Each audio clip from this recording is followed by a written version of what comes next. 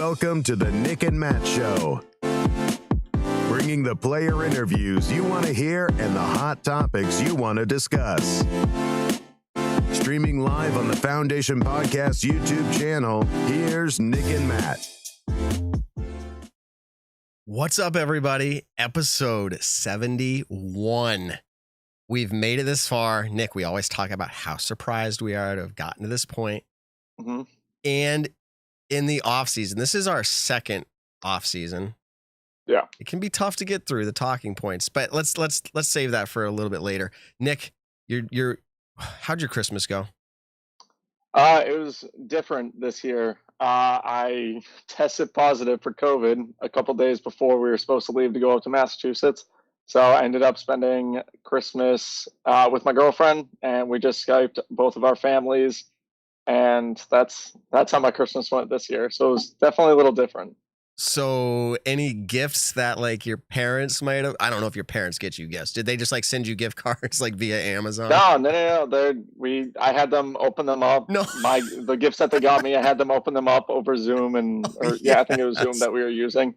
And so when I go back to Massachusetts, hopefully in a few weeks, which I was already planning on doing, as long as I'm safe, test negative and all that, as long as all that goes smoothly, then I can go back up and collect all my gifts. Wow. I'm glad I asked. I'm glad I asked because I was like, I wonder how that goes. Maybe it was like teasing you to come home again. They're like, you got to come. Yeah, I know, right? No. All right. Yeah.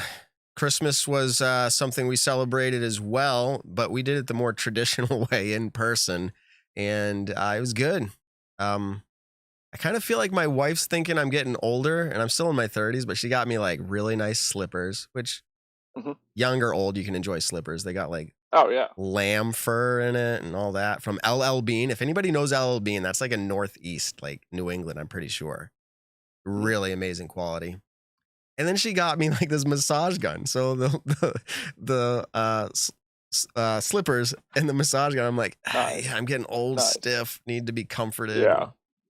So, All right. Well, let's tell everybody. Tonight we have a show lined up. You may have heard the name Shafer Sports. Shafer Sports being an announcement through Ricky Wysocki recently saying, hey, I'm happy to announce that I'm with Shafer Sports representing me. But we're going to get into it a little bit. There's also something called LWS, and I'm pretty sure that's not the insurance. That's the tax accounting agent.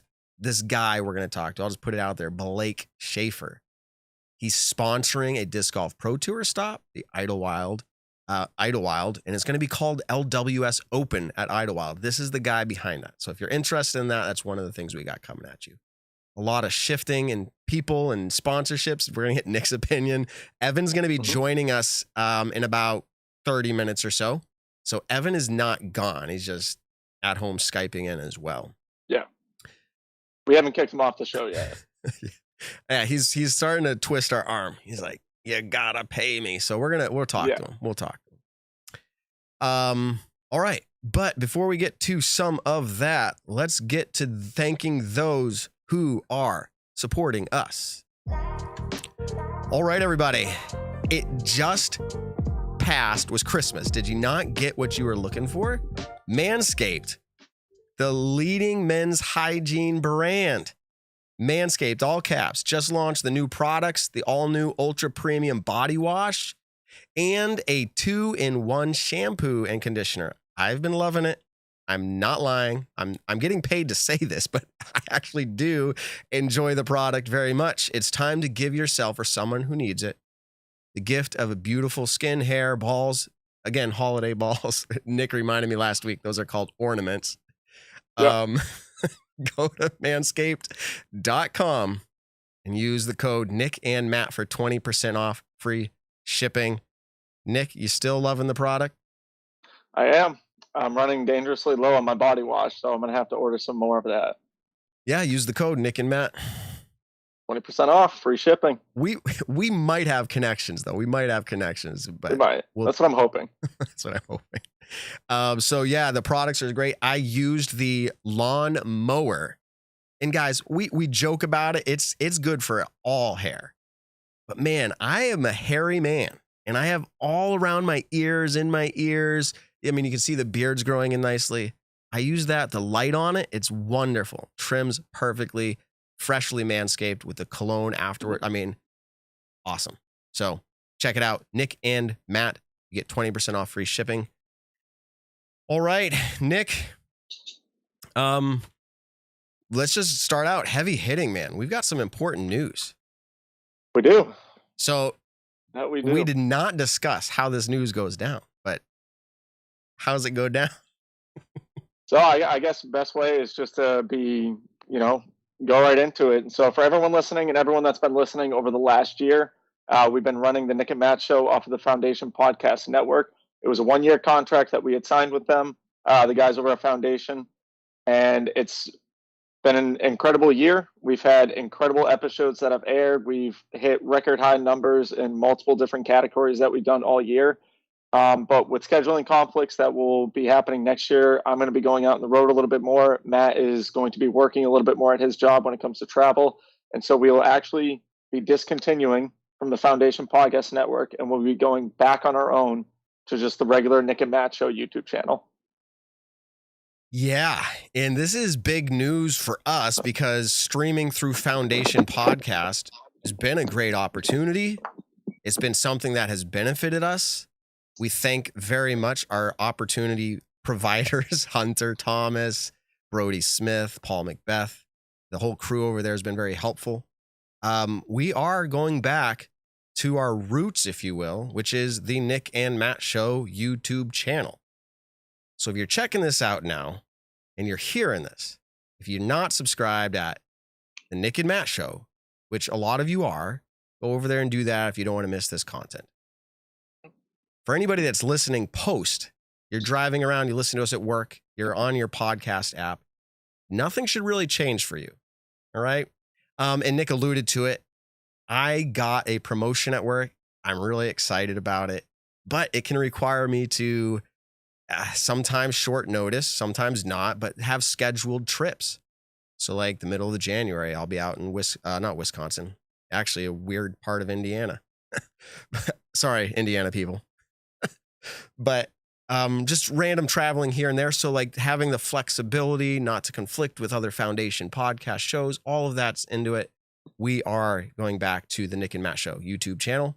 We're going to bring you great content. We have plans for how we want to do things, change things, continue certain things. If you like it, please stick around. We really appreciate all of your support. Nick, did we say everything we needed to say with that? Yeah, I think so. That pretty much perfectly sums it up. And then Matt was saying you got a promotion. I'm going to be traveling to more larger events next year. I'm going to try to go to as many as I can. And with that comes, kind of like what I'm dealing with right now, to where I'm not in a studio. I don't have the quality that I normally want to bring to the show. And so if I'm out on the road for 3 weeks in a row, that's 3 weeks of poorer quality than what Matt and I want to give off with the Nick and Matt Show. And so it just allows us to be a little bit more flexible with our time. It lets us, say we don't do 4 episodes in a month, we only do 2. We want to give you 2 really, really good episodes that month. So we're trying to make sure that our quality is far above our, quantity, I guess. Yeah. And I don't want people. So this is the cool part. There'll be flexibility. We'll try to do better with letting you know what's happening. But Evan has really become a part of our show in a really cool way, to where if Nick's on the road and Evan is down to fill in, or stay in as one of this, like a full-time second host, we can continue on with the way, Nick not being there. We can have Nick call in as a guest, right? Yeah, exactly. So it's going to allow us flexibility in that way. My job is awesome. And it's hard to tell anybody that my job isn't first. Obviously it is first. So that is just very hard to make commitments, including to certain advertisements. That is really hard. You line up hey, we got to do X amount of advertisements a month, and I can't commit to that. It just started adding little bits of stress here and there. So again, very grateful. Thank you again, Brody, Hunter, Paul Macbeth. You guys are doing excellent stuff over there. Totally awesome. We still have nothing but a good relationship with them. There's nothing. It was literally just scheduling conflicts. And we want to make sure that whenever they're going out and trying to better their podcast, They're not, focused on, okay, we have this one podcast though that's kind of like slowing us down a little bit. That's just where it was literally in the sense of scheduling wise next year, there might be a whole month where we don't even get to produce a show. It's possible. It all depends. It's possible. It came down to not being able to commit. And it sounds like, a bad relationship, but that's not the deal. It's just like, it's hard to be able to do that and say yes, and then it doesn't follow through. So that's where we're at. We're excited about our opportunities. Thankful Brody's out in the chat there. Thanks directly to you, Brody, if you're still listening. Appreciate it. Yeah. Honestly, Brody was kind of the front runner of getting all this going when it came to the Foundation Podcast Network in general. And then him asking, I remember we were talking about it last December down here in Virginia. We were both visiting at the time, and he was the one who brought it up. And I remember Matt and I instantly talked about it that week and said how, great of an opportunity it will be. And we would 100% keep pursuing it, if not for scheduling conflicts. And so that's just the way life is. Matt and I are both very excited to pursue next year more so what we are trying to pursue, especially Matt's not going to take say no to a job promotion for a fun podcast that we do on Monday nights. It's a fun podcast. I mean, we can take it as far as we want, but here's the last thing. Go over to foundationdisc.com. Buy all the Nick and Matt show swag now. Our last show, before the show's over, go buy some. Get it while it's hot. We'll have to figure it out. That's something else they did for us over there. I mean, they hosted that and they sold it for us. So like, those are the things, the benefits that we received, and we're totally grateful for those. But next week, if we're doing a show, we have to rebrand, not rebrand, but like we have introductions that are all voiceover with Foundation Podcasts. We have a lot of different things that need to change. So we're going to work really hard to make that happen for next week. All right. Without further ado, let's move along.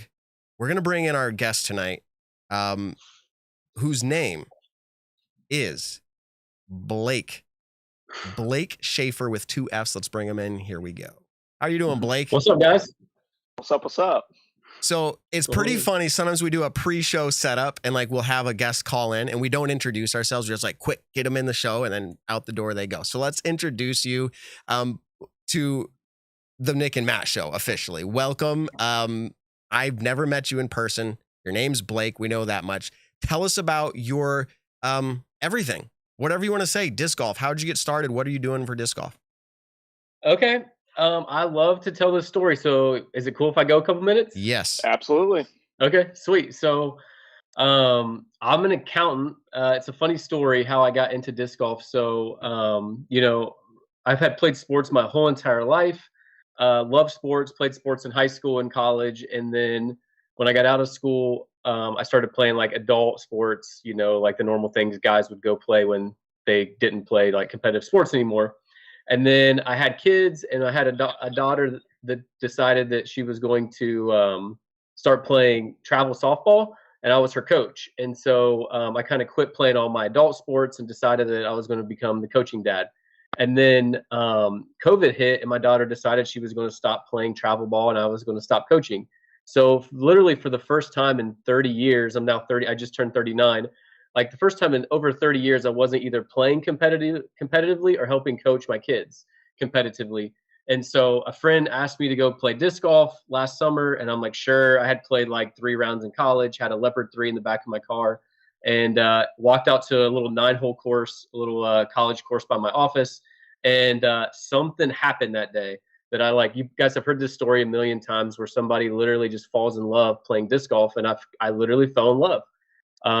It was super fun. I loved every second of it. Started learning about the physics and throwing different discs and how to putt, and like watched a million YouTube videos, bought way too many discs, and it just became a huge part of my life. And got into playing competitively and started playing some tournaments. And then in January, I went to my team. I own an accounting firm in Ohio where we help businesses all across the country and people all across the country. We have about 4,000 clients and have a staff of 20. I've been super blessed to build this accounting firm over the last 15 years, and it's been just a super blessing in my life. And I went to my team in January. We always do a big vision, and I was like, guys, we're going to become the accountants of disc golf. And my team's like, what does that mean? For one, that's, what in the world? But I'm like, I feel like there's probably players and businesses that need help with the expertise that we have. And so they're like, well, how are you going to do that? And I'm like, well, I don't know. Let's just start messaging players and see who takes a call. And so I've never been afraid to ask a question. Like I asked my wife out like 6 times before she said yes. And so like I just ask questions. So like I messaged Ricky because Ricky's from Ohio and he's one of the best players in the world, a 2-time world champion. And I tell the guy in my office that loves to play disc golf with me, I'm like, I'm just going to message Ricky. And he's like, okay, well, he's not going to respond. And Ricky responded in 5 minutes, like, I'd love to talk and see what you can help me with. And I'm like, what? So we talked the next day, became friends, helped him out, developed a really good relationship. And then he started telling everybody. And so that turned into working with Paige and Big Germ and Nate Sexton and Missy Gannon and just like a ton of other players. And so we now help, I don't know, probably close to half of the top 50 players on the men's and women's side. Wow. We help retailers all across the country. Like Whale Sacks is a good client of ours. Love Tina and Eric. And it's been a huge blessing. We're helping media companies. We're doing all kinds of stuff. And so that's how we got here. And it's been really fast. And we love helping our clients. Like we love disc golf and we love accounting and taxes and helping people make good business decisions. And they're coming together and we're helping people make really good decisions for their future. So we're pumped about it. Nice. Very cool. Wow. Who doesn't need help? That's not good English. Yeah. Who wants to turn down help for accounting? I mean, I'll take it. Would you consider doing accounting for a disc golf show, a podcast, the Nick and Matt show? I mean, we got to talk. So for sure. For sure. Yeah. So I have your phone number now. So that's really good. So you do accounting. You did it before disc golf, but you said now we're going to be the accounting. Do you say accounting firm? Is that how you say it? Yep. Accounting firm for disc golf. And I'm assuming you mean pro disc golf, or do you just mean anybody that plays disc golf and makes money? We wanted to be the accountants of professional disc golf, and we have gone to a couple events with the big banners that say that, and that's what we want to do. Like we want to help players who maybe, disc golfers are incredibly talented athletes, and business side, like a lot of people, like when I started a business, I didn't have a mentor or someone that helped me along the way. I had to learn and make a ton of mistakes and then learn from those and get better and get better. And so like a disc golfer doesn't have business mentors. They're super talented athletes that found something that they love and have a passion for, and then they started their business, which is playing disc golf. And then they don't realize they realize, but they don't have anybody that can come along beside them and help them grow their business, make really good decisions, so that they are getting all their deductions for taxes, like simple things like what deductions can I take? What am I allowed to do? What is legally good? That kind of stuff, to big business decisions of like, how is this going to help me be more successful, so that when I'm done with disc golf, I'm set up and I'm not like, oh my gosh, now what do I do with my life? Yeah. And so that's where we really come in and want to be a partner to help them be more successful. Yeah. I guess one question is, what are you specifically doing differently than, say, I'm a top 25 player in the world. I want to choose between your accounting firm and a different accounting firm. Is there something that you guys are doing, or is it just that you're now figuring out what exactly is involved in a disc golfer's lifestyle? Yeah, so we've worked with a bunch of the top PBA bowlers in the world for a while, for about a decade, and so we understand athletes and what they do. One, they're not going to find an accounting firm that has more passion for disc golf. Like, one, accountants are pretty boring for the most part. And our firm, we feel like, is a different type of firm that isn't like a traditional accounting firm.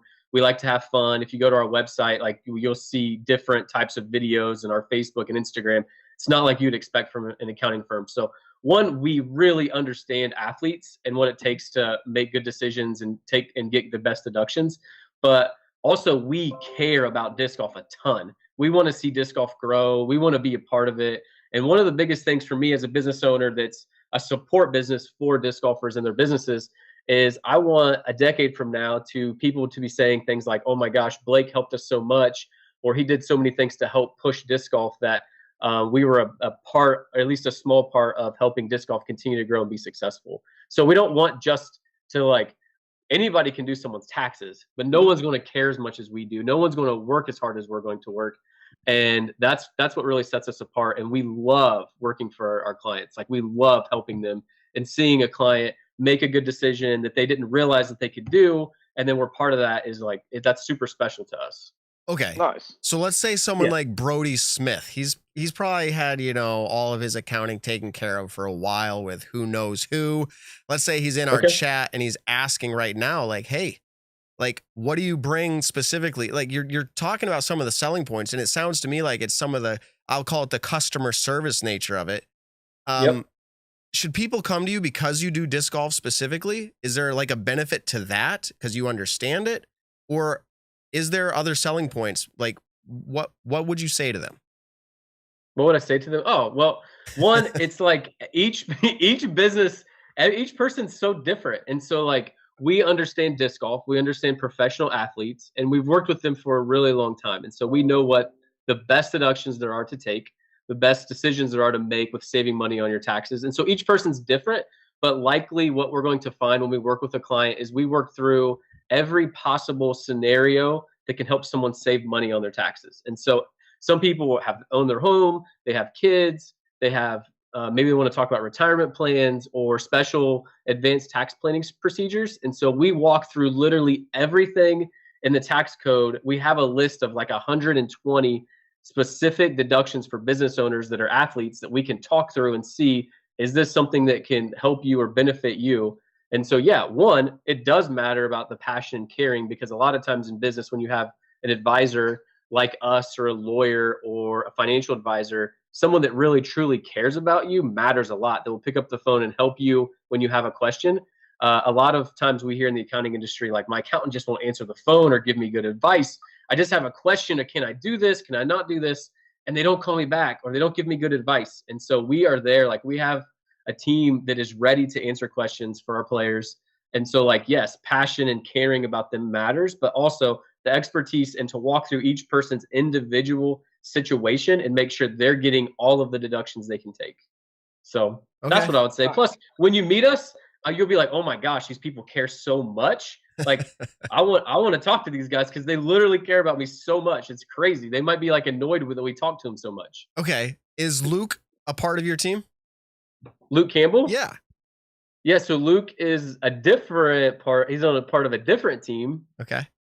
You want to talk about that? Well, we don't have to get into that. I just thought, hey, that's who I talked to for a while. And I was like, yeah, I feel the passion. I feel the genuine, I want to help with whatever it is, even setting up this interview. So that's cool. I'll just leave it at that. Let's talk about Disc Golf Pro Tour.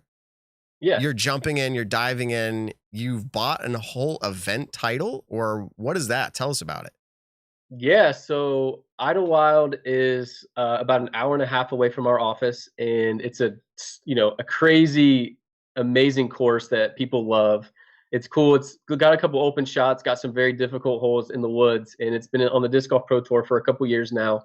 And the guys that run it from the Natty, amazing guys locally, we had been talking, and after talking to my players and a couple other people about how we want to make we want to be a part of helping disc golf grow and be even more successful, we decided we were going to become the presenting sponsor of Idlewild. So the name has changed to the LWS Open at Idlewild. If you go to the Disc Golf Pro Tour calendar, there's a whole new logo with all that stuff. We were just like, the guy from the Natty was just messaging me about ordering discs. I'm so excited. I'm going to buy like 500 of them. It was so cool to see my logo on a Disc Golf Pro Tour event. It was just sweet. Yeah. Nice. So we're excited to announce that. Like, we're not just like saying we're in, we are all in, to the point where we're a presenting sponsor of a Disc Golf Pro Tour event. I like that name, the LWS Open at Idlewild. I don't know, it has a more professional feel to it. So kudos to you on that. Thank you. It's cool. There's almost enough letters in Idlewild to like spell LWS, or I don't know. Never mind. I'm seeing the L and the W. There's no S. Yeah. All right, I'll shut up now as everyone's chanting. Well, that's it. So now we got to talk about, you're bringing all this into it. What are you guys trying to make the cash payout? Like, what's the purse being brought in? Have you talked numbers in that sense of it? Like, I think Des Moines had just came out saying that they had 50,000 added cash or something like that. Are you trying to match? Are you trying to go above, below? Do you have any ideas yet, money wise, what you're going to be purse? So the good news is I'm not a part of that. That's the Natty guys. So that's Jason and Adam. Okay. So we're sponsoring it. The Natty runs it. We don't run the tournament. And so we definitely put up what the Disc Golf Pro Tour requires for a presenting sponsor. Mm-hmm. And so I think they have guidelines that anybody can see, and we put up that much money to do that. And so we're super pumped. to be a part of it. And we have a lot of ideas. Cincinnati, Northern Kentucky is a huge area with some very large businesses. And so we have some plans, and I'm going to help, where we're going to reach out to a number of businesses to hope to bring that up a bunch. Because Idlewild was one of the higher paying payouts last year, and I think it's going to jump a bunch this year. And so we have plans. Like, you never know what's going to happen. Everyone could say no, but we're going to ask a ton of people and hope to grow the tournament a bunch. And so I know Jason and Adam are super, like, they're working on it like crazy. They've hired people to go out and reach out to businesses all year long to grow it. And so, and they have plans to get more people on the course this year for like to buy tickets. And so it's hopefully going to be one of the bigger ones, one of the top 2 or 3 payouts, hopefully. Not promising anything. That's not my job. But like, hopefully we got our clickbait, Matt. Yeah. One of the highest becomes number 1 payout. I will ask this. This is not it's a huge topic if we wanted it to be, but just generally speaking, what's your level of concern when you pair up with an event? Did you feel very comfortable with Idlewild already, so there was no concern, or do you have any level of interest beyond and above and beyond? You know what I mean? Yeah. So Idlewild, I knew the people, I knew the business that ran it and the guys that ran it, and so, and the community involved. Like, I'm only an hour and a half away, and so I'm super involved in the Dayton, Ohio group and club, and then the Cincinnati club. They're kind of like mixed. They're only like 40 minutes apart. And so 2 big groups that work together a lot. And the Dayton group goes down before Idlewild and does a bunch of work on the course to make sure it's ready with all the natty people in Northern Kentucky. So it's a huge area, a great group of people. And so I knew there was commitment to the course and making it look good for the tournament, plus how much Jason and Adam have worked to make this a really big tournament. And so I was comfortable right away because I knew that the people behind the scenes were top-notch type people. Nice. Yeah, Adam's great. Nothing but good to say about Adam. He supported one of my disc golf ventures early on. Great guy. Yeah. All right. Well, we're getting down towards the end here, and I know we talked quite a bit about your I keep saying insurance. It's not insurance. That's Ledgestone. Accounting firm. Your accounting. We got all the money stuff. This is great. Money coming into disc golf. Do you mind dabbling just a little bit with the last name Shafer, and we're seeing an announcement from Ricky and Shafer Sports? Do you mind telling us about what that is and what your intentions are there? Yeah. So with the experience that we had and some of the different industries we worked on in the past, you know, it's a very complementary business, but we started this fall an agency to represent disc golfers. And so we also have some professional bowlers, but we have 4 players from the Disc Golf Pro Tour from disc golf that we represent. We're now representing Ricky, Paige, Big Germ, and Missy Gannon. And so, do you guys got one of these sweet Thrashers? Like, no, I need to get one of those though. Dude, these are sick. Like, you guys got to go get like her Disc Golf Pro Tour Championship disc. You guys got to have these. Is that the letter M and G, as in Matt? Yeah, that's her. Matt Graham. That's no, me? Missy Gannon. Oh, man. But all right, I'll throw the MG disc. That's awesome. Yeah, I love Missy. Yeah, for sure. I love Missy. After the relationships that we had built with our players and the knowledge that we had, it seemed like a very smart, like a very easy thing to make happen. And so we started an agency where we're helping represent our players. And then the big thing that we're trying to do is try to bring in a ton, not maybe not a ton, but some very new outside of disc golf sponsors that can bring a lot of value to disc golf. And so we've been working on that like crazy. I hired an entire support staff, including Luke Campbell, which you had talked to. He's one of our agents. And so we have some really cool things in the works that we're hoping to announce in coming weeks, and things that we're hoping to bring outside of disc golf businesses and brands into disc golf. We just had, like, today was a big day for us. We had a sweet collab agreed upon today where we get to announce in a few weeks where one of our players is going to collab with a major company on their YouTube channel. And so we're just working on stuff like that. Like, we love, literally, Paige, Missy, Ricky, and Germ are like 4 of my now closer friends. And like, we care so much about them. We're working every day to make special things happen for them so that they can continue to grow their brand and we can continue to show brands outside of disc golf how special disc golf is and our players are. So it's exciting. We're pumped to be doing it. We have some other things in the works where some special stuff's happening, and I'll be happy to come on and talk about it when it's time. But that's all I got for right now. It's pretty exciting. If you guys want to follow it, it's on Instagram, Shafer Sports Agents, and then shafersportsagents.com. You can check out our players and see what we're working on. Okay. I say you must be doing something right, because I just saw, I think today, Jeremy Colling just went and bought a brand new truck. So you must have told him, hey, look, you got the money set aside now. You can go ahead and do that. You can buy your own vehicle, and it's awesome. It's cool to see disc golfers succeed, and it's very cool to see, especially players are getting paid nowadays. They're finally starting to make some pretty good money, and having accounting firms and agencies and all these different companies finally coming into the sport and really helping players hit the right direction. I think it's huge for the longevity of the players, and then even the new players coming up. They can finally look at it as this is a legitimate thing we can do. There are legitimate companies to where you're not just going out on your own and figuring out what's a write-off, what's not a write-off kind of stuff. Yeah, we're happy to do it. We're happy to be where we're at. Feel super blessed to be trusted by the players that trust us, and it's been just crazy fun and amazing. And we're hoping to bring lots of value to our players. Okay. Before you go, because we asked the question about Idlewild, I just brought in Evan Kearns from Statmando. He said this in the chat, but I just brought him in. Evan, tell us that stat that you so quickly came up with for Idlewild.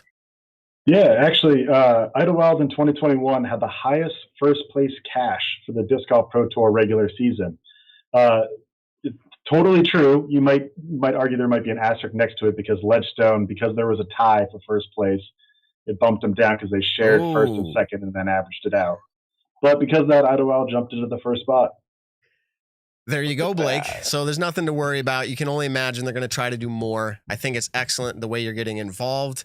Yeah, I think I don't have anything else to say. If there's something we missed, go ahead and fill us in.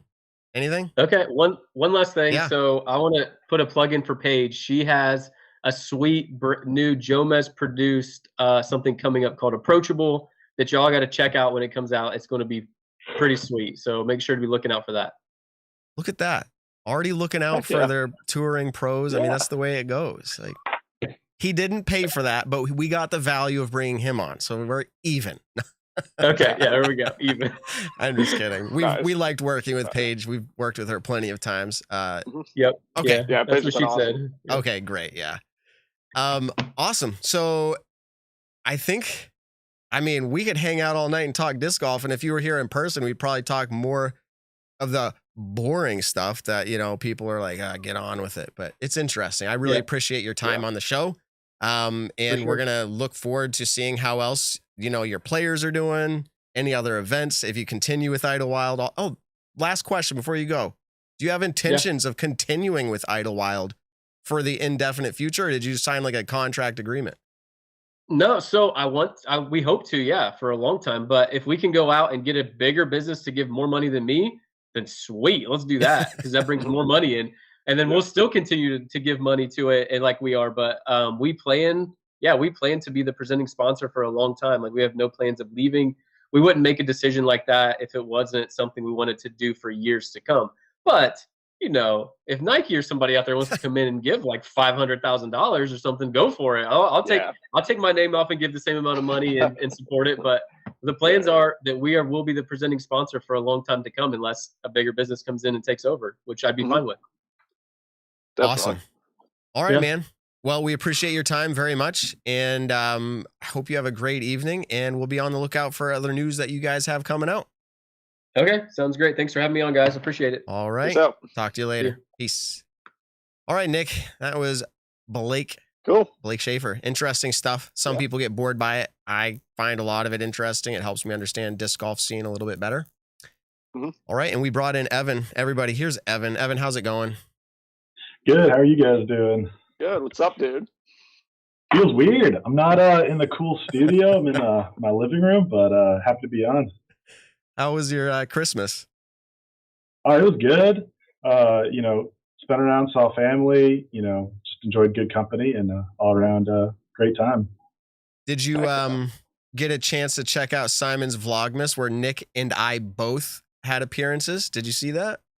No, I haven't seen probably the last 3 or 4 or 5. I don't know. All right. Which might be bad, but I've heard good things about him, and I'll check him out pretty soon, probably. Yeah, no worries. It's not that good. Simon killed it with all his Vlogmas. I mean, everything that he did was edited very well. Every single video had the same good, funny, quality content that the last one did, and it was enjoyable. I think I was in 2 or 3 of them. Matt was in a few of them, which was nice. He helps out a ton of local people around here get their names out there, which is nice. So, Evan, because you didn't watch it, I'm just curious. It's gonna ruin it for you a little bit if you go back and watch it. But we did this challenge, me and Simon, where we played hole 1 maple from gold tee pad 1 to hole 11 gold. What do you think I shot? I'm not giving you any clues. What do you think I shot? Oh, you watched that one? I'll ruin the fun, Matt. I saw that one, and then the next one where you guys did the dice roll. Right. I haven't seen any since then, though. How do you think you would have done after watching that? How it went down? Like, do you think you're like, I could have done better, or what do you think? No, definitely not. I don't know. I mean, you kind of hope you could do better, but just like I know, right? If you get off a little bit, like it's so hard to get back on, or I don't know. Like Simon cleared the water all those weird ways, like over 8, and then I don't even know how that was possible from 8 to 14. That was insane.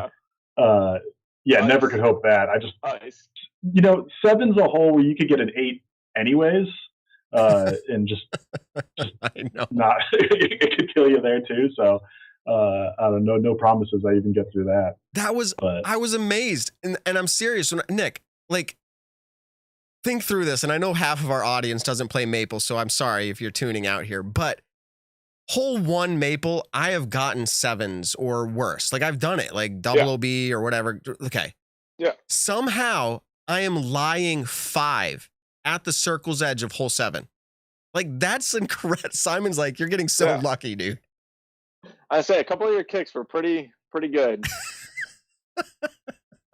But what I will say, they're beneficial. The good thing about playing 1 through all the way to 11 is you only have to putt 1 time. So, if I play all those holes, I'm going to 3-putt each one of them, of course. Yeah. But no kidding. Only have to 3-putt once on that hole. Yeah. True. All right.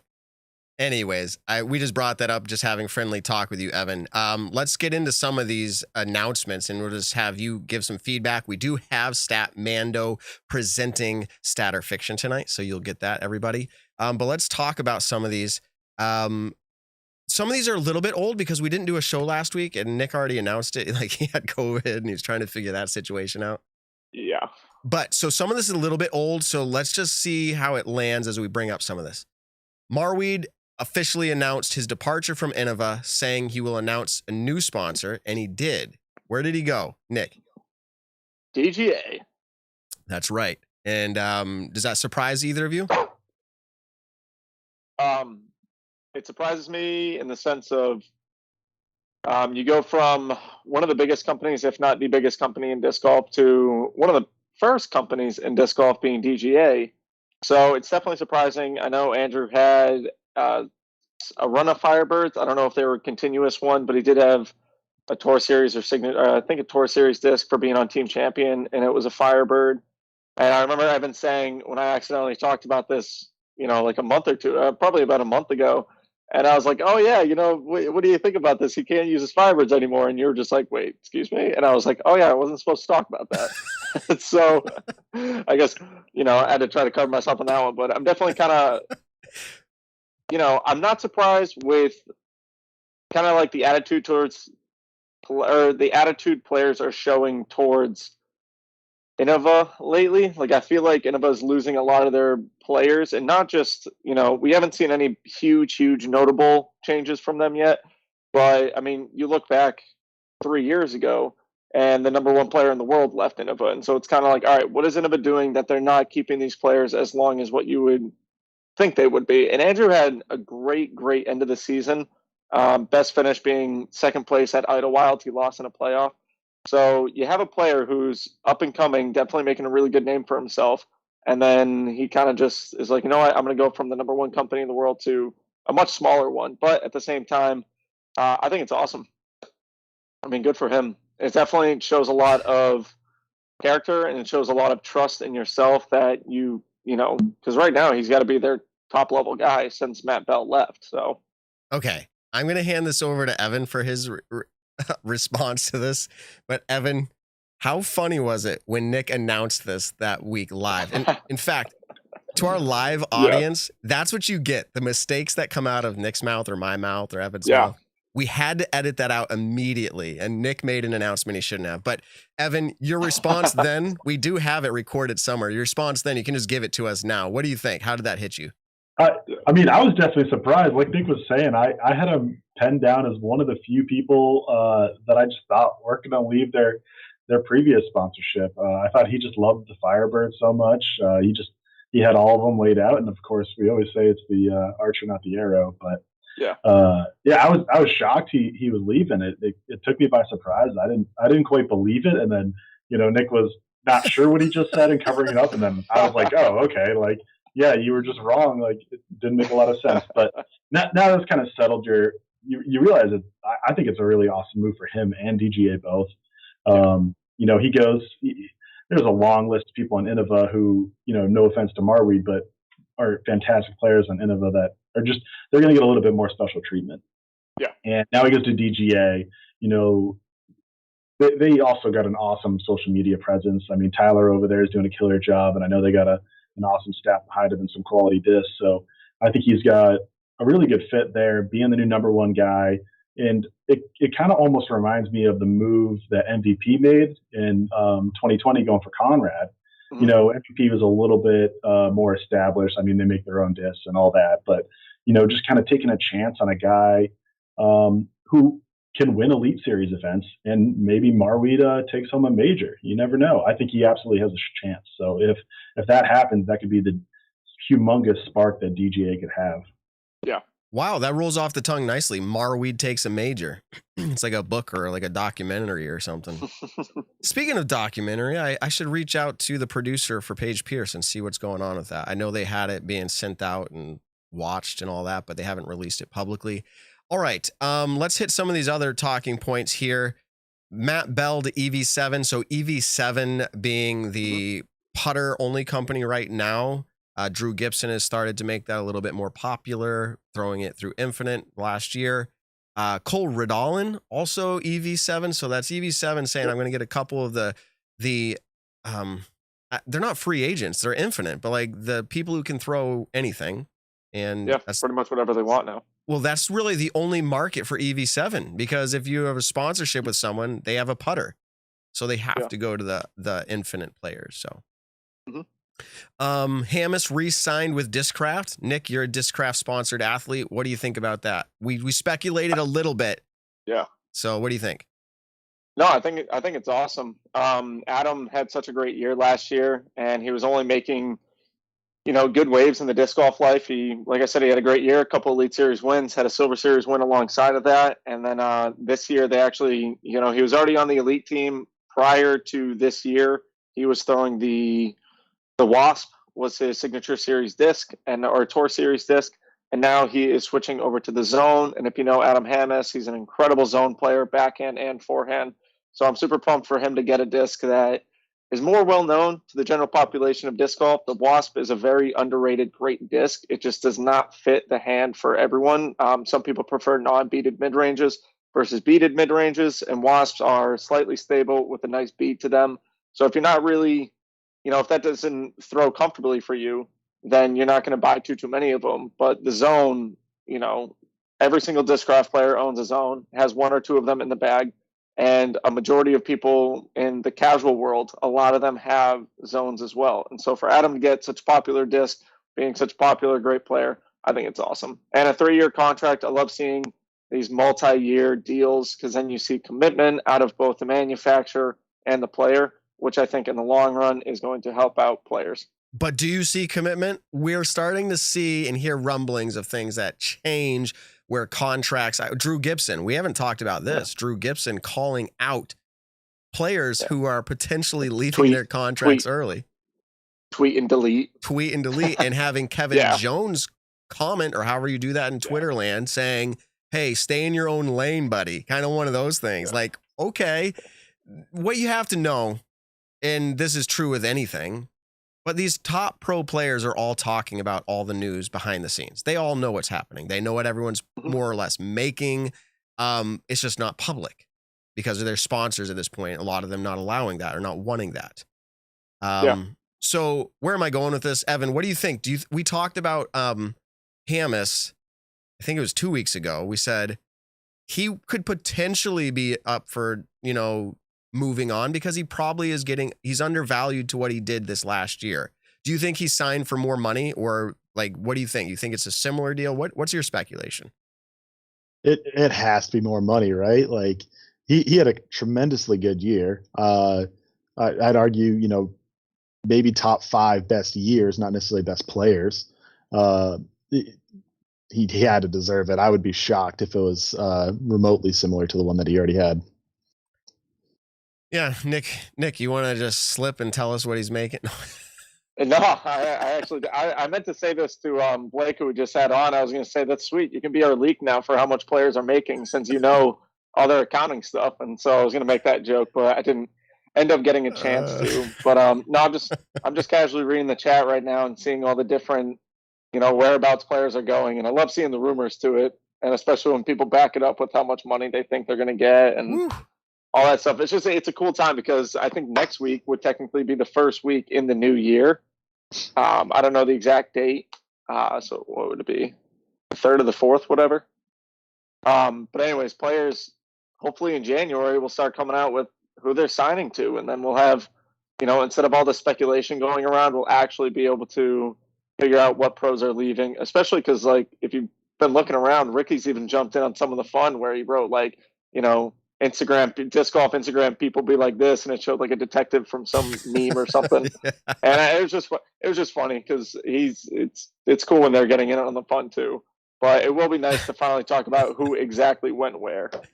I will say, Ricky posting something that even acknowledges that there's something that could be going on, or just acknowledging how people are acting, to me is like the sealed deal. Like, you wouldn't acknowledge. I don't feel like you would acknowledge it. You would say something like, "I'm extremely happy with my sponsors, everybody." Like, it is like it's done. Like, if you're not saying anything, it's probably over. So let's talk a little bit about it.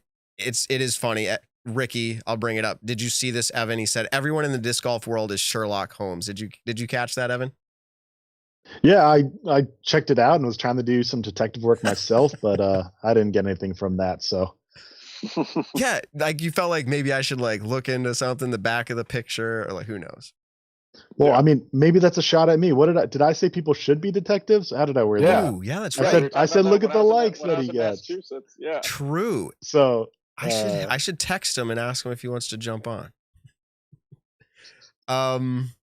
All right, let's see. And let's get on to some of the more relevant, newer news. We're almost to the newest news, but rumors started flying earlier this week, or this is the beginning of the week. Sorry, earlier last week, and wherever we are. This is the beginning of this 1 week I'm in now. I'm all confused. Kevin Jones did an interview with Corey Merle. I think that's how you say it. Merle.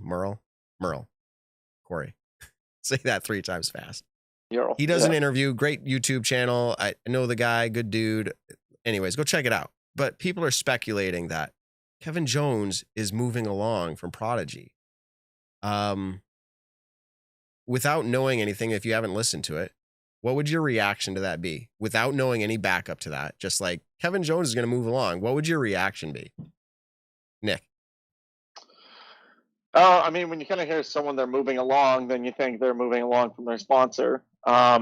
Or you can take it as I'm moving along, like things are going really, really well. So you can take it one of 2 ways. Or Nick, both of those. I'm cutting you off. I meant the question differently, so I want to pose it to you differently. If someone told you he is like Kevin Jones is moving along, would you be surprised? That's really what I'm asking. Not really. Huh. But at the same time, it's not more in the sense of like, I have no idea what Kevin's future holds for him. So this is literally coming out of all speculation. Sure. I just think that we've seen Prodigy players kind of join Prodigy and then leave Prodigy. And one of the reasons is inconsistency in their plastic, stuff not being stable enough. You got to find OG runs to get, really, really good plastic. So, I mean, if he moved along from Prodigy, I wouldn't be surprised. But at the same time, if they were to say, hey, we just gave Kevin Jones a fat contract, then, I also wouldn't be surprised because he is one of the more popular players in our sport. He's a very marketable, brandable player. He's got a good following along with him. So, I don't think, I don't know. I could see it going either way. Evan, would you be surprised? Yes and no. The no being just because everything's been surprising, that now nothing is surprising. Yes, it would be surprising, as I don't think he's going to. I think him and Prodigy are a good fit. The only thing I would kind of add to that is Prodigy kind of doesn't know who their lead player is. You have Dickerson and Jones, who are kind of roughly the same in the rankings. I think Dickerson kind of passed him this year. Has picked up a couple more recent wins, where Jones, I think his last win was 2020 Tour Championship. So it'll be interesting to see kind of what comes from this, and maybe one of them becomes the lead, or maybe they just stay with two really good players kind of heading their company. Yeah, we'll have to see, obviously wait and see. We have people in the chat saying he said he is leaving Prodigy. Now, I think that's being misconstrued, because everything that I've been able to observe and check up on and look into is that he said it is his contract year over. His contract is done. Now, that leaves quite a bit open. So we'll see. I don't think he's leaving. There's speculation out there, and I don't love sharing rumors on our podcast, but here I go.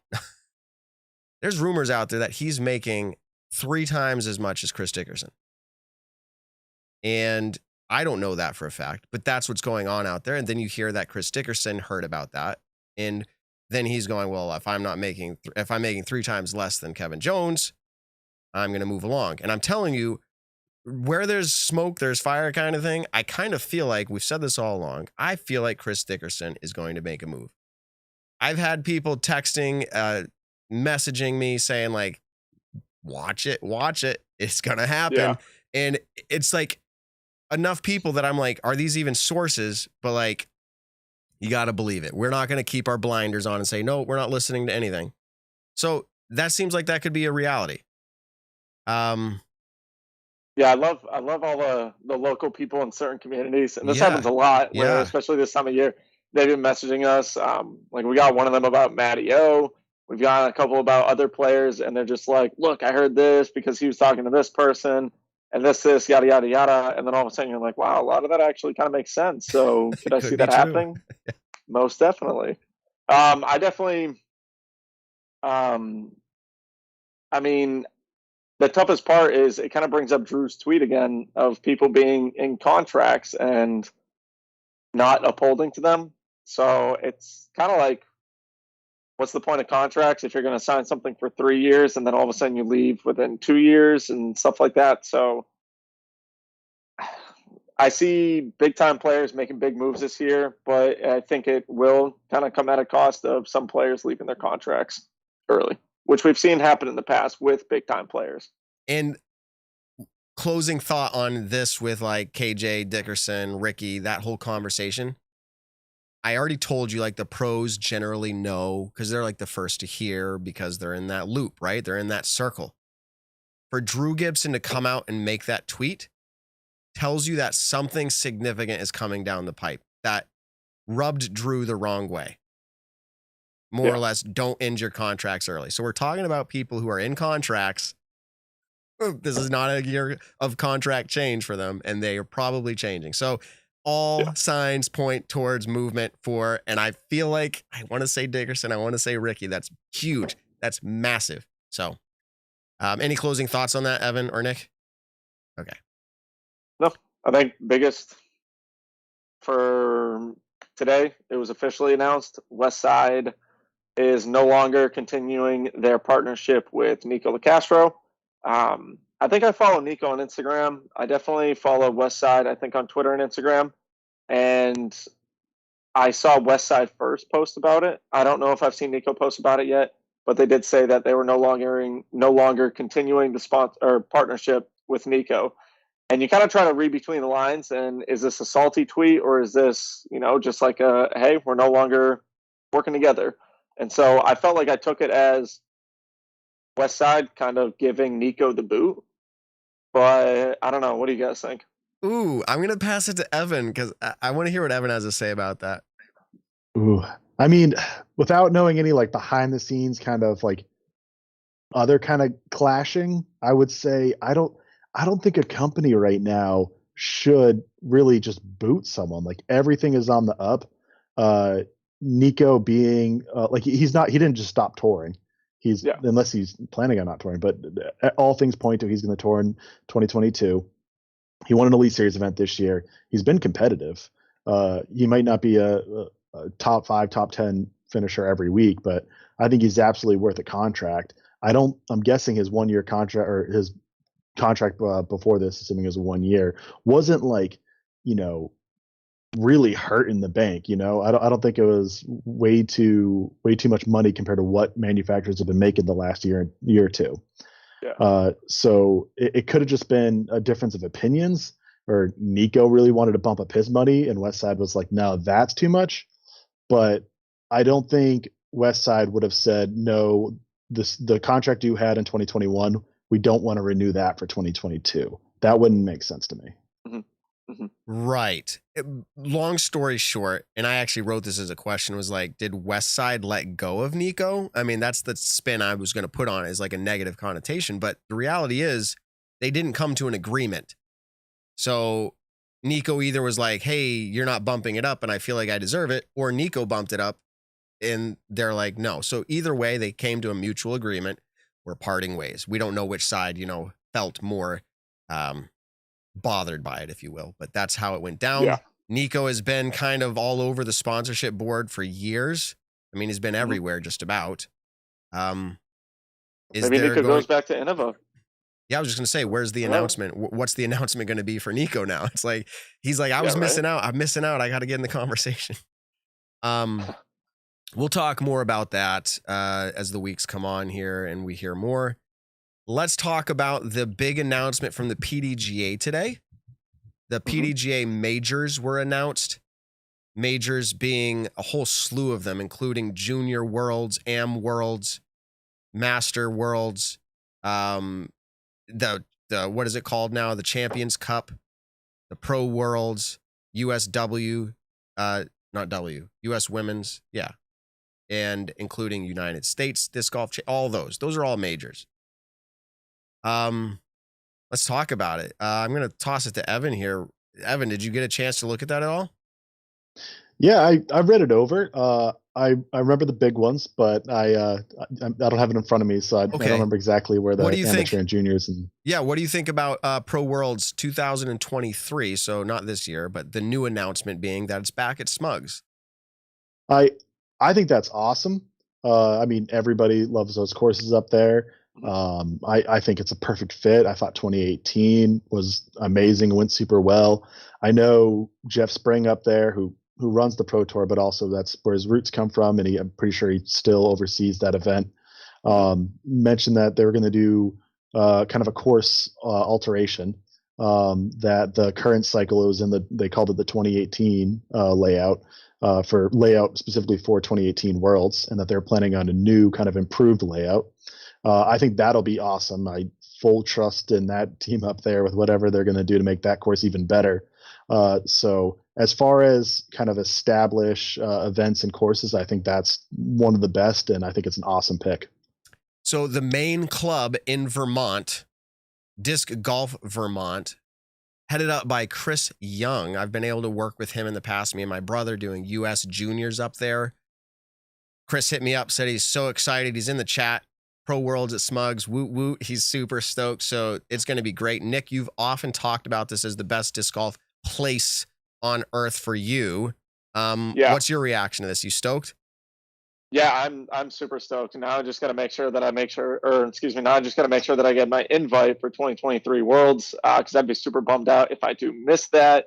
I'm super pumped. I've said it time in and time out that Vermont is my favorite tournament to go to every single year. I love the atmosphere of it. I love the weather. I love that you pull into the parking lot, you take a right, you're at Brewster Ridge, you take a left, you're at Fox Run. I mean, the courses are right there. Practice, you're not dealing with, oh, I want to go play this course in the morning, but then I got to drive 20 minutes, 30 minutes away to go to this course. It's all right there for you. And where most people are staying is only 2 minutes down the road at the Smuggler's Notch huge resort. So I'm super, super pumped. I saw that a couple people actually messaged me before I even saw the article, and it put a nice little smile on my face, knowing that hopefully in 2023 I'll get to go back to Vermont competing for the World Championships rather than just the GMC, which either or. I just love going back to that place every single year. Okay. Great disc golf courses. Some of the best in the world for sure, on the same property even, okay? Yeah. I'm not saying the best. I feel like there could be a conversation for that. The amenities have to be up there with the best for disc golf in the world. They have to be. Like full-blown lodging where you can walk out the back door through a little trail in the woods and you're right on Brewster. Like really great quality lodging, including pool. Well, yeah, summer there's pools, there's like air conditioning, there's Ben and Jerry's ice cream right on site. I mean, it's a phenomenal place. I'm going to say this though, and it's not to throw shade or negativity. It's fact. It is expensive. And I'm not saying it's expensive for what you get per se, but for disc golf where it's at right now still, if you're not a top 20 player, and even if you are, it's still expensive. That's just what it is. I'm not saying like bad. I'm saying you have to plan that into your year, save up your pennies, enjoy the experience because it is worth it, but it's expensive. Any reaction to that, Evan or Nick? No, it's definitely one of the more expensive tournaments out on the road. I think a lot of players will attest to that. The lodging in and of itself is decently pricey. It's always good to try to get in a group of, I think 2018 Worlds, actually, when I was in Vermont, I rented out an Airbnb on the resort with, I think 6 or 7 other people. And so it ended up making it a pretty affordable weekend. But at the same time, then you're sacrificing privacy in that sense when you're in a room with 6, 7 other people, or, multiple rooms, but a condo in and of itself. And, but it's amazing. I mean, I kill for that tournament every single year. It's one of the tournaments that is not so distance dependent. Distance does help at every single course, don't get me wrong, but it's one of those courses where the Brewster Ridge course is more par 3s than par 4s. And then I think Fox Run only has 1 par 5. So you're not talking about the world's longest holes or the world's longest courses, like say an OTB Open or Portland Open. You're more technical. Brewster Ridge is very much in the woods. Fox Run is more in the open with these amazingly beautiful grass fairways, a lot of man-made OB. Just 2 incredible courses. I'm curious to see what changes. I like to see what changes courses are bringing in to the new year as disc golf revolutionized in its players. Players are getting better. They're throwing further. I'm curious to see in, a year, 2 years at, 2023 Worlds, what is Vermont going to change to potentially make the course a little bit harder? I've heard some cool ideas that people were talking about that they're potentially doing. Nothing set in stone, but I like seeing small changes to courses. It's not, if you feel like this course has kind of outgrown the people that are playing at it. I mean, from 2018 to what will be 2023, players are going to be better than they were back in 2018. And so I'm just curious to see what changes are going to be made. Yeah, I said it clearly. I'm not throwing shade. I'm just saying what it is. And expensive to everybody is a different thing. And I see Chris Young in the chat, cool dude, saying, hey, you can get lodging or hotels in Stowe, so a little drive away. So the point is, yeah, you're going to pay for the experience that you want. But it's awesome. There's no doubt about it. It's awesome up there. Totally cool. And I, quite frankly, I think it's going to be expensive in the future for a lot of, like, if you want to have that quality, it's going to be expensive. If one event was to be expensive, I think it's okay that it's Worlds. Yeah. If you're, if every single Pro Tour stop was kind of that expensive, I could see, getting on people's nerves. But for it being the biggest event of the year, or some people might argue it's the second biggest or one of 2 biggest, but I think it's worth it to pay for that. And like Disc Golf Vermont said in the chat, 30, 45 minutes, you can stay at another place that's cheaper. You could camp. Like you can figure it out. Like it's totally, it's not a huge hindrance. But if you want to be within walking distance or, a short drive, it might be a little bit of a pay. Look, if you don't live in the area, most tournaments, if you're going to play or spectate, if you don't live in that area, disc golf tournaments are expensive. I'm pretty sure I spent over $1,200 for Utah this year just to go out to the World Championships, and I only made $640 or something like that. I mean, you are paying in part of the experience. I took that as this is an investment opportunity. If I do well at this event, this helps out me for the future. So you do have to sacrifice it, but there are certain tournaments that I would say are beyond worth it. Vermont being the one tournament that I will never, ever, ever put a price on because I so much enjoy playing those courses. I love being in New England. Usually it's before or after MVP Open, and so I get to see family 1 week. That's just a luxury that I get. Not everyone obviously has that. But at the same time, that is one of the tournaments that is very, very well worth the money. Okay. I was just about done with this, but I want to say something to be looking out for when Worlds comes around. This is 2 years out, I realize. So we're not going to spend much more, maybe 30 more seconds. But I can remember the last Worlds that was there, 2018, there were a lot of tweets, Facebook comments, Facebook posts, social media interviews saying that there was frustration around the fact that you had to pay for everything, including the shuttle ride from the lodging to the course, the parking, the practice rounds. Now, I'm not speaking yay or nay. In fact, I could make an argument for both ways. I think marketing wise, it'd be neat to bundle it all up so no one has to pay once they're there. But I do not have an issue with a resort charging. But my point is, it'll be interesting to see what the negative comments did in 2018 to change how it might run in 2023. That's all I'll say on that.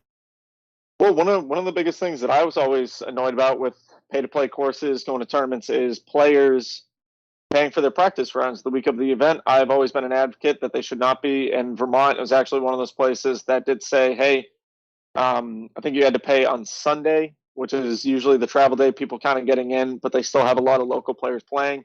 But then Monday, Tuesday, Wednesday was completely free for players. From what I remember, I'm pretty sure that's how it was. You had to schedule tee times. But yeah, they were one of the places that, and I'm pretty sure MVP too, to where they finally stopped charging for practice rounds. Okay. Which is nice. That's just such a small thing. I mean, you're talking $30 or whatever. But at the same time, it's, you want to, as a player, you want to be treated like a professional player going to this event. And I think certain small things like that should be covered. I don't ever remember shuttles charging money. Maybe I made that up. I remember someone complaining about shuttles, but I don't remember the details. Yeah. I mean, hey, it's a free ride to the course. You don't have to pay for parking. I mean, it only takes you less than 5 minutes. Okay, shuttles are free. It's Chris nice. Young in the chat said shuttles are free. Yeah. Somebody else was complaining. There definitely was a complaint, but who knows what it was. Okay. So, believe me, we're going to complain about it. I think it had to do with parking, and so someone had to take a shot. I don't remember. Long story short, it'll be interesting to see any morphing and changing. They're always doing the best they can up there. I'm looking forward to it. But we got to get through Worlds this year. Back out in Emporia. So. Yep. Okay. Last point topic here before we get to stat or fiction is Champions Cup. This is the new major, Champions Cup. We speculated on this. It seemed like it would probably happen, but it is a roving, whatever. It's moving to Michigan, Milford, Michigan. If you know what that is, that's Toboggan, the Great Toboggan, and TD will be Nate Heinold. I know Nick's response to this. Do you have any reaction to that, Evan? I think Toboggan's an awesome course. I'm sure there'll be debates on whether it should be rotating or not, or if it should have a specific location. But I will say if it is rotating, I think Toboggan is well worth a spot on the rotation. Nick, you like Toboggan. You going to go out there and play the Champions Cup? If you get invited, if you get invited. Yeah, if I get invited, no matter what, I'm going to play. It doesn't matter which course it's at. I'm glad that they're full-on stroke play. It's a normal major, 4 rounds of it, or 5 rounds. I forget exactly. I think it's 4 rounds. Toboggan's an incredible course, and I unfortunately didn't get to play it this past year, the 2021 season, but I heard they made some incredible changes to it, and Nate runs a great tournament. The tournaments that I've played where Nate ran it. I've always had a good experience. I think it's only one of them at Ledgestone. There was a different TD for D-Glow a couple of years ago when I went. But it's a cool course. It's definitely the videos don't do it justice. The elevation at that course is actually kind of massive. I think James Kenner, the main guy at Discraft, was saying in the Jomez interview before that coverage was that there's no flat fairway on that course, or there's no flat hole. Everything has some sort of elevation where you're going uphill, down the hill, side of the hill, whatever. You're always dealing with some cool elevation, and it just makes for a challenging course. I mean, we've seen Eagle win it the last 2 years with Kyle Klein, Kevin Jones coming in close seconds, or Paul Macbeth has won it in years past. So it's a fun Is match course. play? It's definitely not. Is match play coming back? Is match play coming back? Will it come back as part of this major after this year, or is it gone for good? No, I think it's gone for good. I think eventually a match play tournament will jump up into the planning, whether it's a fun off-season tournament, say down in like Arizona, Florida, or Texas, or something like that, or California maybe. But I don't see it being a major tournament. But I would like to see a fun match play tournament, one that's bigger than what we saw this last year. And is the PDGA going to execute all their majors perfectly now that they don't have any attention? I say any. That's hyperbole. No. As long like their main focus is not on, Disc Golf Pro Tour, National Tour events. Are they going to execute perfectly? That's yet to be seen. But they are now going to put a lot of focus, I'm sure. And I don't think they made a mistake in letting Nate Heinold run it. Nate Heinold runs every big event under the sun. Yeah, exactly. That's what it seems like. I mean, he has ran Ledgestone for years, and Ledgestone has become one of the highest paid tournaments every single year for the Pro Tour. The tournament's also massive. The amount of people that he has playing those tournaments has always been pretty big compared to the average Pro Tour event. And so anything he runs, it seems like it just has this really big personality with it, in a sense. He's running Am Worlds 2023, Junior Worlds 2023, which is back-to-back Worlds, because he's doing, I think, Master and Junior Worlds in 2022. He's doing Ledgestone, obviously, every year. He's doing the Champions Cup. Literally, he's running I think in 2023, he's running 3 majors. Is that insane? We need to get that guy back on the show and ask him if he's feeling okay. Evan, we got to put up on Statmando TD to TD head-to-heads. What's Nate running compared to what everyone else is running? It would be kind of cool to figure out exactly what TDs are running what events. Nate being one of the most popular ones. I know, is it Doug Bierkes, who is usually the one running DDO out there? I'm not sure if he's the main guy. But he's someone who I've heard his name a lot just from the Emporia tournaments. Jeff Spring was a part of that conversation. Evan, what do you have? Jeff Spring. Yep. Yeah, I think, did I do this for stat or fiction or just a general stat for you guys? But we did look up, I think it was Elite Series or Disc Golf Pro Tour total cash by TD. And it was Nate Heinold, Steve Dodge, and Jeff Spring, I think, were the top. Yeah.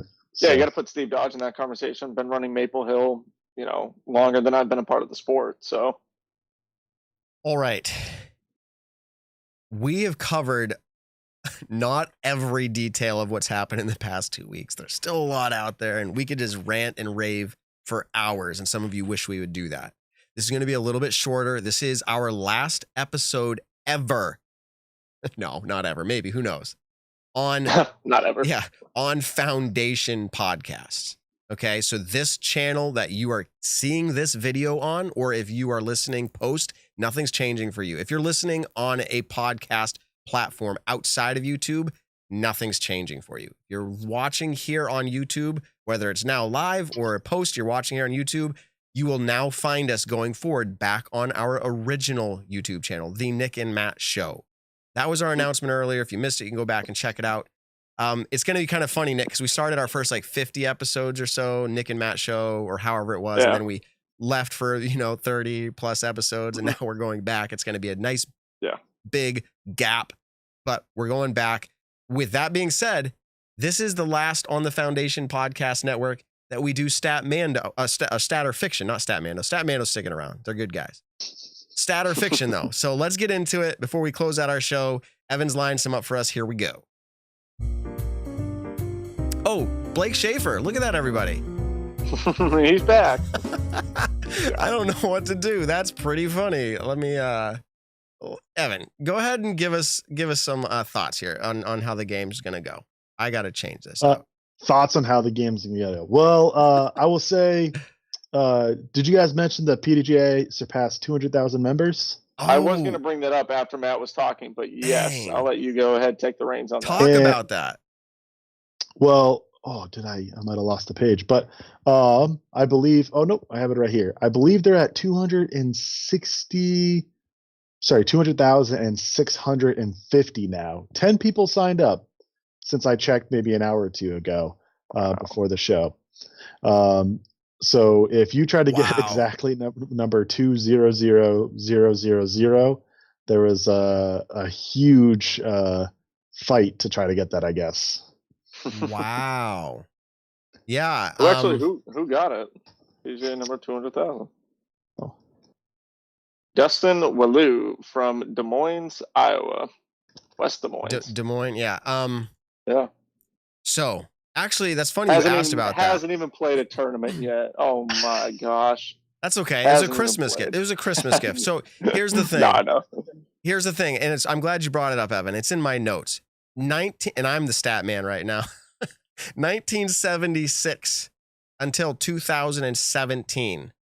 I'm not good at math, but 1976 to 2017, 40 years or so,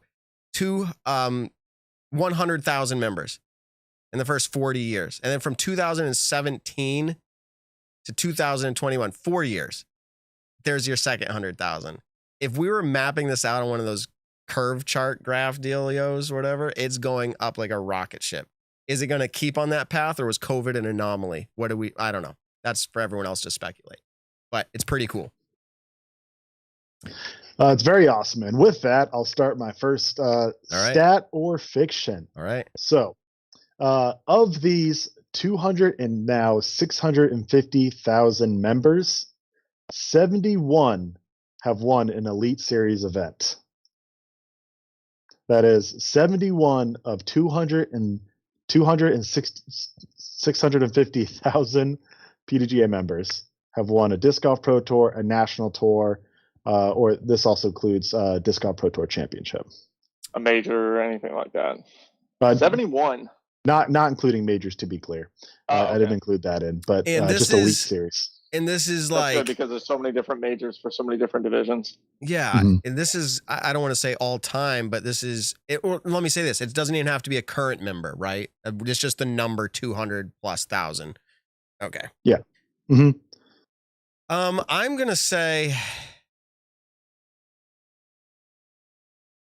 Oh dang!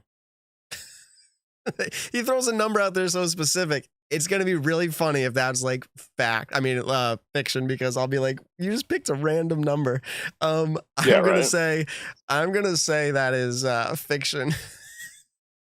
I got to go with it. Nick, what do you say? I'll go stat. Okay. So Evan, you're not getting a point this round because we picked both, but what's the answer? Yeah, that's okay. This is a stat. Exactly 71 players have won an Elite Series event before. It would take too long to name them all, but that is 0.03% of members have won an Elite Series event. I was just trying to call your bluff. I'm like, he just picked some random number.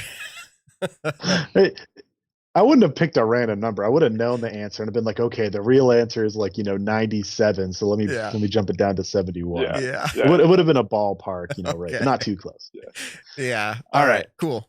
Going into the next one, in Disc Golf Pro Tour standard events this year from Elite and Silver, in 2021, Luke Humphreys had 2,021 total throws. Oh, come on. This is another one. Nick, you're up. I don't know. It sounds awesome, so I'll go stat. Sounds awesome. The only way I'm going to catch up, I feel like, is getting it right, but at the same time, I need to make a big move here. So I'm going to say that's fiction. What is it, Evan? All right, that is fiction. Oh, yeah. As cool as it would be, it is not true. He actually had 2,992 total throws this year and from those events. I will say Ella Hansen was 2 strokes away from having the exact right. She had 2019 total throws. And that was Elite Series events, so National Tours and Disc Golf Pro Tour Elite. Yeah. But yeah. I was looking all over, hoping someone had exactly 2021 something. I couldn't find it. I'll keep on looking for the last couple days of this year. So that would have been kind of insane. Yeah, but I'm going to go back to 2 weeks ago when Simon threw that long distance drive on his vlog. It's still mind blowing to me that at minute 7:08, so 7 minutes 8 seconds, he is in his throw, and he throws at 708 feet, and that was totally on accident. I helped edit that video. We didn't know about it until we posted it. So crazy things do happen. I was just like, I got to make a big move here. All right, what do we got? All right. Stat or fiction number 3. Gavin Rathbun played in a Disc Golf Pro Tour event before Simon Lizotte played in a Disc Golf Pro Tour event. Well, You're up, Matt. Nick's like, you're up, buddy. I feel like that could very well be true. Simon didn't play. I'd have to check. I don't think he played the first ever, or maybe even the first year of Disc Golf Pro Tour. He might have hit one of them. I don't remember. But did Gavin Rathbun play those? I feel like that name's been around a while. I'm gonna say stat. I know, that's what I'm thinking now too. I'll go fiction though. One of us wins, one of us loses. Yeah, I think it's a stat, but I'll go fiction. All right. This is a stat. Matt, you were all over it. Yeah, Simon did not play any Disc Golf Pro Tour events in the first Disc Golf Pro Tour season in 2016. He was touring the U.S., played a couple national tours. I think played USDGC, but just didn't play any pro tours. Played a few A, B, and C tiers as well. But Gavin Rathbun played in 2016 Ledgestone.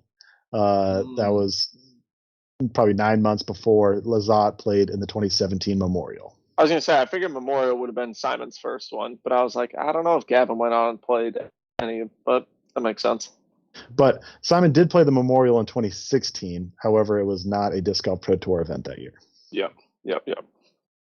Well, we don't need a tiebreaker unless you have just a fun bonus question to ask as we get ready to part ways. But I was actually a little worried about that because I was like, oh no, I don't have a bonus question. I was trying to think of one real quick, but then I was gonna say fiction, so. That would be pretty funny. You're like, how many? Like I got a number behind my bag. Yeah. Well, I'm interested in stat or fiction. This was the first year for stat or fiction ever, and I mean, Statmando's pretty new as well, but we're really excited. First year Statmando, yeah. Yeah, we're really excited to have had you join the Nick and Matt show. We'll talk off air about our future partnerships, but we're keeping Nick and Matt. We're going off a foundation. We're going back to the Nick and Matt show. We'll talk. I see a pretty strong future with you guys, Evan. We're going to start paying you millions. Nice. Billions. Yeah, that's just barely a pay raise though. So I don't know about that. That's funny. Good, you can keep doing it for free then. So Evan, this is like the talk we would have after the show, but I just felt like bringing it up. Remember how we talked about raspberry pies, I think a few weeks ago, and I'm not talking what you eat, raspberry pie. Oh, yes. And you mentioned like pie hole and all that. And that's not me dissing you. I'm not calling you a pie hole. Like, I got to clarify all this stuff. It's a little computer for those who are wondering. A Raspberry Pi is a miniature computer, cheap, but you can do automated things for your house, whatever. I did it, Evan. Thanks to you, I installed a pie hole, and we're streaming officially going through a pie hole right now. Nice. Now, just to clarify this for people who are very confused, Pi-hole is a software you can put on a Raspberry Pi that'll kind of be an ad blocker, and you can have that computer go through your router, so that way you don't load any ads onto your entire Wi-Fi system, instead of just installing something into your browser, if you even did that to begin with. So it takes a little bit of setting up, but it's really cool. You have no ads on almost anything. Yeah, it's true. Let me see real quick. I'm pulling it up live while we're talking here on air. And Since this is a fun game, real quick, and it's kind of boring for everybody, but since Christmas night, which was Saturday, okay, Christmas night. So what is that? Saturday night to Sunday night. So 2 days worth. Okay. How many ads do you think were blocked on my home network? 2 days. Price is Right. Nick, you go first. 9 ads. 9 ads blocked on my network. What do you got, Evan? Well, add like 6 or 7 zeros to that, Nick. So that's what I'm thinking. Are we talking ads? Like if you go onto a website and they have ads on it, Yes. is that like blocking all of those? Yeah. All right. Yeah, we go 10,000. So, yeah, Evan, you said add a few more zeros. I'm just going to give you that as your guess. It was 10,394 ads in 2 days that were blocked on my home network. So, pretty good. Yeah, Wild. that's ads and trackers. So I mean, it's even a site just tracking just small things about you. That's right. I've never gone to speedtest.net before and just seen like a button that says go. There's nothing else. Yeah, right. Yeah, no kidding. Okay. All right. We're going to let Evan go. We're actually signing off. So instead of letting Evan go, let's just close out the show. Nick, Yeah, you got we'll it. just sign Last off. one of 2021. Yeah, I know, right? It feels kind of weird, 2021. Hey, everybody, if you missed the announcement earlier, we'll just briefly go over it really quick. The Nick and Matt Show will be no longer partnering with Foundation Podcast Network. We will be going back to our original YouTube channel, which is literally just The Nick and Matt Show. Go ahead, check it out, give it a subscription. Also subscribe to the Foundation Podcast Network because they have their own podcast that they'll still be running for the 2022 season. We will just be going back on our own to the Nick and Matt Show. Don't forget to leave a like on this video, comment, subscribe. I try to hang out in the chat as much as I can with you guys, and it's always a super, super fun time. Thank you, Evan and Matt, for an incredible 2021 year of the Nick and Matt Show. Tell someone you love them this week. We'll catch you in the next one. And I got to say, I always say you're awesome, but Evan, your contribution to the Nick and Matt Show this year has not been little. It's been huge. People love you. Incredible. Thank you so much for being a part of the show. Nick, Yep. the name of the show, the Nick and Matt Show. I know I try to steal it. Yeah. That might happen one day. No. Stay tuned. No. One day. Yeah. And everybody out there, fans, listeners, all of you, you guys are all awesome. Nick, Evan, we'll see you next year. Yep. Peace out. The Nick and Matt Show, a disc golf podcast designed for you, the disc golfer. Find the Nick and Matt Show on your favorite podcast platforms or stream us live exclusively on the Foundation Podcast's YouTube channel.